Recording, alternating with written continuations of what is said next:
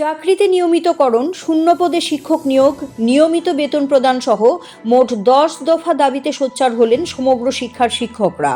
ত্রিপুরায় SSA teachers association রাজ্য জুড়ে দাবি আদায়ে সোচ্চার হয় শনিবার। রাজ্যের বিভিন্ন জায়গায় প্রতিটি বিদ্যালয় পরিদর্শকের কার্যালয়ে দেওয়া হয় ডেপুটেশন।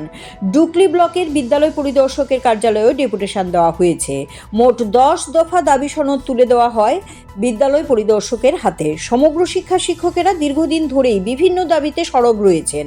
চাকরিতে নিয়মিতকরণ, শূন্য পদে শিক্ষক নিয়োগ, নিয়মিত বেতন প্রদান, ডাইং হার্নেসে চাকরি প্রদান, পেনশন বেনিফিট প্রদান, সময়মতো ছাত্রছাত্রীদের টেক্সট বুক সরবরাহ, অনৈতিক বদলি বন্ধ করা সহ মোট 10 দফা দাবি তোলা হয়।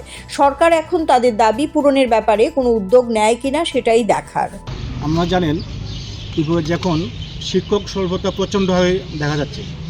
আমরা অনেক সময় পত্রপত্রিকা বা প্রিন্ট মিডিয়া, ইলেকট্রনিক্স দেখি ছাত্রছাত্রীরা রাস্তা রোকো হচ্ছে বিদ্যালয়ের শিক্ষক স্বল্পতা।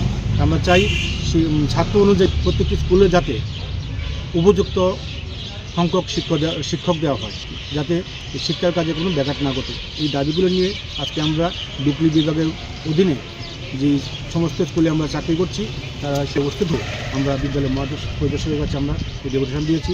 উনি বলেছেন এই বিষয়গুলি তিনি ঊর্ধ্বতন কর্তৃপক্ষ গোচরে নিয়ে যাবেন, যাতে আমাদের এই দাবিগুলি আমরা সহজে পেতে পারি। বা পরবর্তী সময় আমরা রাজ্য কমিটি বসে আমরা সিদ্ধান্ত নেব। পরবর্তী সিদ্ধান্ত নিয়ে আমরা আরও বড় ধরনের আমরা আন্দোলন কর্মসূচি আমরা ঘোষণা করব। সেগুলো সময় দেখেন একটা স্কুলে দেখা যায় 40 জন ছাত্র, টিচার 2 জন আছে, কিন্তু রেশিও হিসাবে কিন্তু হয়। দেখা গেছে কি যদি কোনো একটা টিচার তার ছুটি নেয়, তার অসুস্থ থাকতে পারে, পারিবারিক সমস্যা থাকতে পারে, সেই দিন যদি একদম টিচার দিয়ে ওই স্কুলটা চালানো সম্ভব হয় না। এর মধ্যে বিশেষ করে স্কুলে প্রতিদিন কাজ থাকে, মিড ডে মিলে তো অনেক কিছু কাজ থাকে, সেগুলি ক্লাস করবে। আর বিশেষ করে ক্লাস 1 থেকে 5 পর্যন্ত একটা স্কুলে 2 জন টিচার দিয়ে তো কোনো মতে সম্ভব না। 1 to 2 যদি আমি একসঙ্গে ধরি, 3, 4, 5 3 জন টিচার তো আলাদাই লাগে। সেক্ষেত্রে ন্যূনতম রাজ্য লাগে। রেশিও ধরলে তো আর সব জায়গায় হয় না। আমরা চাই প্রয়োজনে যতটুকু প্রয়োজন ততটুকু শিক্ষকদের দেওয়া।